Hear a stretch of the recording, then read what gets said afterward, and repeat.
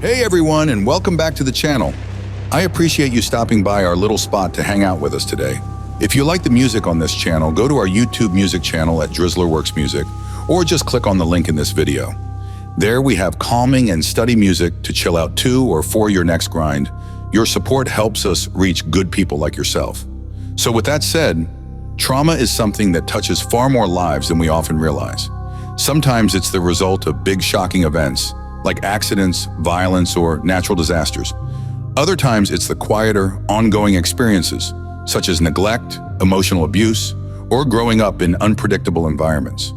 Regardless of the form, trauma lives in the body just as much as it lives in the mind. One of the most respected voices in this field, psychiatrist Bessel Kolk, has dedicated decades of research and clinical practice to understanding trauma and healing. His well-known book, The Body Keeps the Score, has shifted the conversation worldwide. And today I want to share with you 6 powerful, practical ways to heal from trauma without medication, inspired by his work in the wisdom of trauma-informed practices. These are pathways that can begin gently, without forcing, and they can help your nervous system reconnect, regulate, and allow your body and mind to find safety again. Remember, these are not quick fixes. They are steady practices that, little by little, create freedom. So let's dive in. The first way is reconnecting with the body through movement. When trauma hits, it often leaves us feeling detached from our own body. You may notice numbness, a sense of floating, or a lack of connection to physical sensations. Kolk emphasizes that the body is central to trauma healing. Healing often begins by bringing ourselves back into the experience of being embodied. Practices like yoga, Tai Chi, or even gentle stretching routines can help. Yoga in particular has been studied extensively in Kolk's research, showing that it helps survivors restore their connection to breath, posture, and inner balance. Movement doesn't have to be structured. It can also be as simple as walking in nature, dancing to music at home, or shaking out stress from your muscles. The point is not performance, but creating pathways of safety inside the body. The message here is, reconnect with your body at your own pace. Trauma may have interrupted that relationship, but movement helps bridge the gap. The second way is to harness the power of breathwork. Breathing seems automatic, something we don't think about. But when trauma has shaped your nervous system, breathing patterns often shift, becoming shallow, rapid, or locked in a state that mirrors stress. Slow, mindful breathing is one of the most accessible ways to re-regulate. Practices such as diaphragmatic breathing, box breathing, or simply placing your hand on your chest and belly to track your breath can restore calm. Kolk often points out that trauma survivors may live in a state of hyperarousal, always ready for danger. Breathwork sends signals to the nervous system that it's safe now. Every deep exhale activates the parasympathetic nervous system, our natural relaxation response. Over time, this practice can teach your brain and body that safety is real, not just imagined.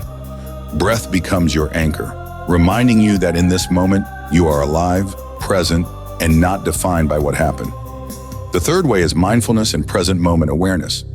Trauma traps the brain in loops of the past, flashbacks, intrusive images, intense reactions to reminders of danger.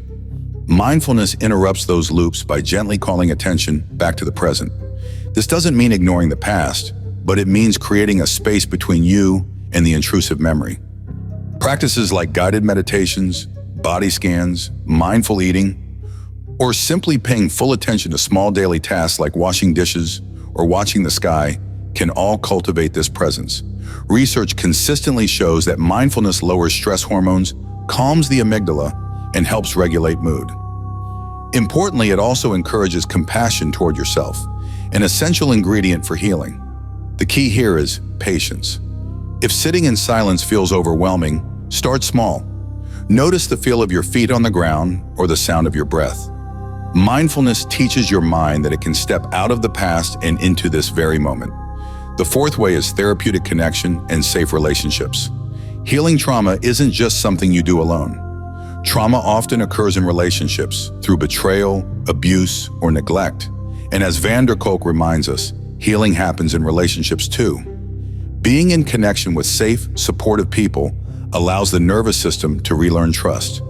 This might be through professional therapy, such as somatic therapies, EMDR, or trauma-focused counseling, but it can also come through community, friendships, or support groups. The brain is wired for connection. When you experience consistent empathy, acceptance, and presence, it rewrites the internal script written by trauma. This is why talking therapies, group sharing, or even activities where you feel genuinely seen are so powerful. Sometimes words alone aren't enough, and that's okay. What matters is that you allow yourself to experience safe connection, even in the smallest doses. Healing flourishes where safety is felt. The fifth way is creative expression and storytelling. Trauma often silences people. It fractures memory, it disrupts narrative, and it makes it hard to even piece together what happened. That's why creative expression can be a powerful bridge. Painting, drawing, journaling, music, dance, or even storytelling in safe spaces helps the brain process memory in ways beyond logic. Kolk highlights how the right hemisphere of the brain, linked to images, sensations, and creativity, can give shape to what words cannot. When you draw your feelings, write your story, or move your body to music, you externalize the pain safely. You take what was once unspoken and give it form, without needing to relive every detail. Creativity restores a sense of agency. Instead of being defined by what was done to you, you create something new alive and yours. That shift is deeply healing. The sixth and final way is through ritual, structure, and self-care practices. Trauma often brings chaos, a nervous system stuck between fight, flight, or freeze. Creating predictable daily rhythms helps rebuild stability. This can mean a regular sleep routine, healthy meals, scheduled exercise, or setting aside time for journaling or prayer. Rituals give your body a sense of consistency, something trauma often disrupts. Even small acts, lighting a candle in the evening, taking a morning walk, or keeping a gratitude list, signal to your system that life is not only safe, but also meaningful. Over time, these rhythms reprogram the brain and body's sense of security. Healing becomes less about controlling the trauma and more about choosing new patterns that nourish you. So those are 6 powerful pathways to heal trauma without relying on medication. Reconnecting with the body through movement, harnessing the power of breathwork, practicing mindfulness, building safe connections, using creative expression, and creating rituals that restore structure and meaning. Remember, none of these are quick fixes, but they are real, proven steps forward. They help you reclaim ownership over your body, your mind, and your future. If you are walking this journey, know this: healing is possible.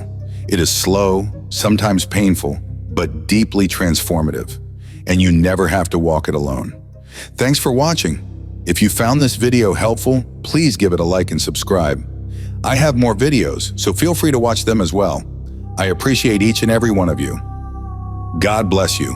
See you in the next video.